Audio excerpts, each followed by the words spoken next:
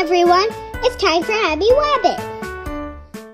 So this is the burping bottle experiment. So we have a 1 liter bottle that we put in the freezer overnight to freeze the bottle. We also have a small bowl with water and there's a quarter inside, so Abbie is going to conduct this experiment. I'm gonna take the bottle out of the freezer and Abbie's gonna put the wet quarter on top of the bottle and we're gonna see what happens.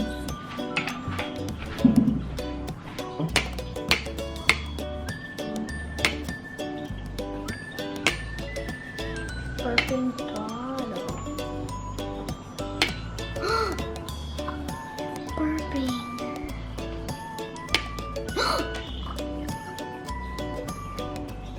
Cold air is denser than warm air. Cold air molecules move more slowly and take up less space. Inside the freezer, the air became compressed, and this made room for more cool air molecules to flow into the bottle.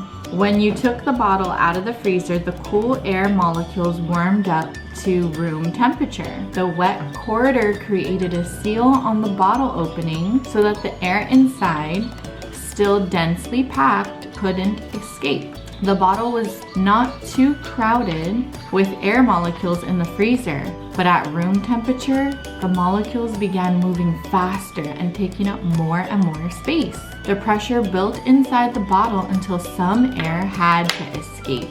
So it did, through the mouth of the bottle.